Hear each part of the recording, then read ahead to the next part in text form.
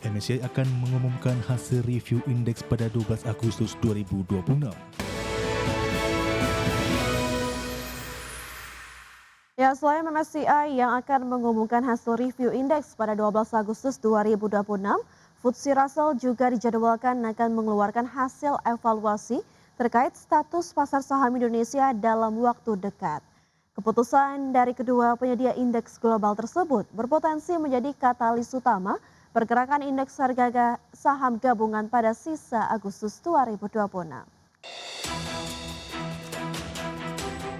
MSCI akan mengumumkan hasil review indeks pada 12 Agustus 2026.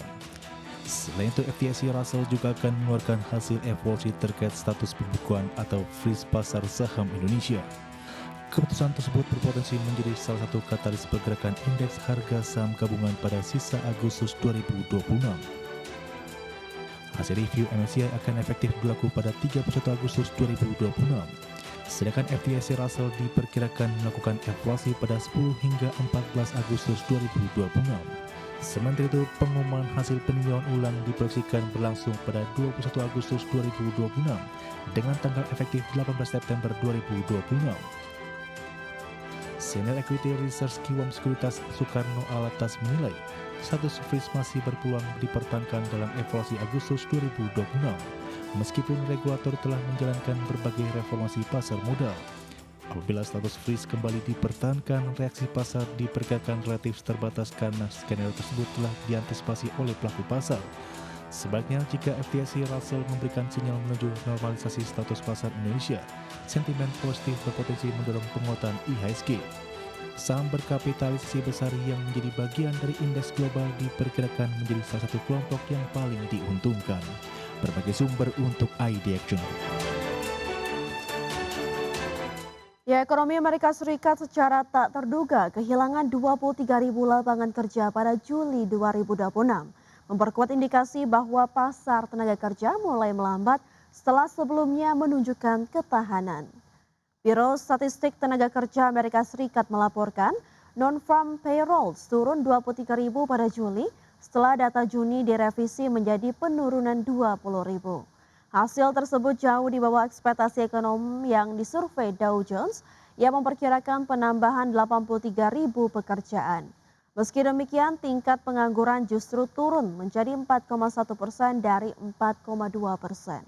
Penurunan ini bukan karena peningkatan penyerapan tenaga kerja, melainkan akibat semakin sedikit warga yang aktif bekerja atau mencari pekerjaan.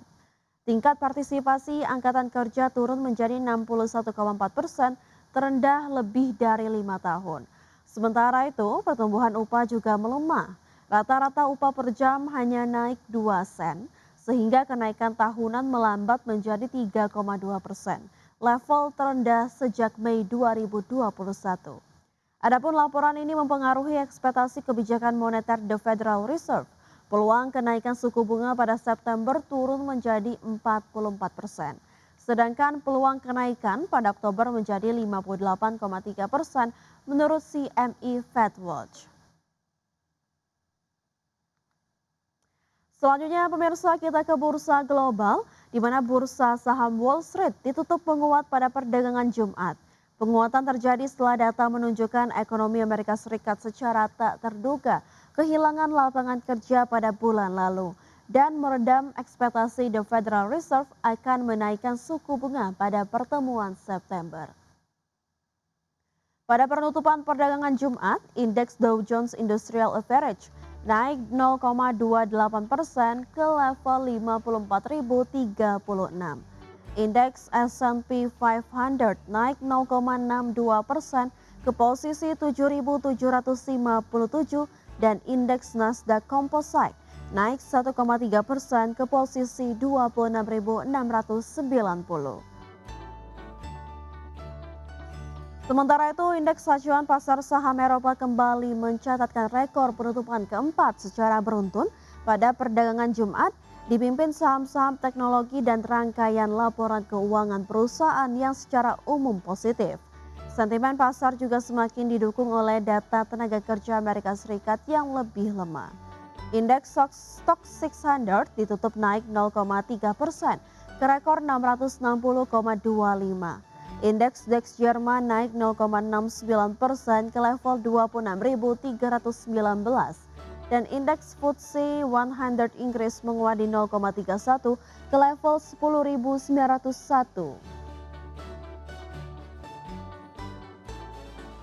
Pemirsa, indeks harga saham gabungan atau IHSG ditutup menguat signifikan di atas 1% dan berhasil menembus level psikologis 6.400 di perdagangan Jumat pekan lalu. IHSG menguat ditopang penguatan saham berkapitalisasi pasar besar dengan kontributor utama saham BBRI. Indeks harga saham gabungan atau IHSG ditutup menguat signifikan 1,04% ke 6.409,65 di akhir perdagangan Jumat pekan lalu.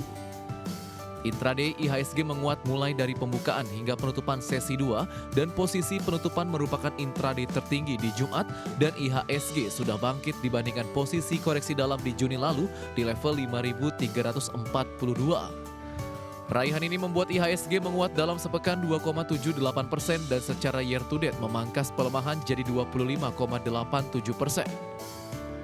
Indeks sektoral dengan kenaikan terbesar sektor infrastruktur naik 2,17%, sektor barang baku menguat 1,63%, dan sektor teknologi naik 1,25%. Sementara satu indeks sektoral tergelincir ke zona merah, sektor barang konsumen siklikal turun 0,69%. Saham Big Caps dengan kapitalisasi pasar besar dari berbagai sektor jadi penopang utama IHSG. Saham BBRI ditutup menguat 2,96% di Rp3.130 per saham. Saham Brand ditutup naik 2,03% di Rp3.150 per saham. Saham TPIA ditutup menguat 4,69% di Rp2.230 per saham. Saham Aman ditutup naik 1,87% di Rp4.400 per saham. Saham Telkom ditutup naik 2,26% di Rp2.710 per saham. Saham BRPT ditutup menguat 2,93% di Rp1.930 per saham. Dan saham ISAT ditutup melejit 14,21% di Rp2.170 per saham. Tidak hanya IHSG, kabar baik juga datang dari nilai tukar rupiah menutup perdagangan akhir pekan lalu dengan penguatan terhadap dolar Amerika Serikat. Rupiah mencatatkan penguatan selama 3 hari perdagangan beruntun. Merujuk data definitif di penutupan Jumat, rupiah terapresiasi 0,14% ke posisi 17.885 per dolar Amerika. Sementara itu, indeks dolar Amerika pada pukul 15 waktu Indonesia Barat terpantau menguat tipis 0,03% ke posisi 99,965. Rupiah tetap menguat meski indeks dolar Amerika menguat tipis. Pergerakan rupiah turut diwarnai pengumuman cadangan devisa Indonesia periode Juli 2026. Bank Indonesia melaporkan posisi cadangan devisa Indonesia di akhir Juli 2026 mencapai 145,3 miliar dolar Amerika. Jumlah tersebut turun tipis sebesar 300 juta dolar Amerika dibandingkan posisi akhir Juni 2026 yang mencapai 145,6 miliar dolar Amerika. Perkembangan cadangan devisa dipengaruhi penerimaan pajak dan jasa, serta penerbitan global bond pemerintah. Meski turun tipis, cadangan devisa yang masih memadai dapat menjaga kepercayaan terhadap ketahanan eksternal Indonesia. Berbagai sumber IDX Channel.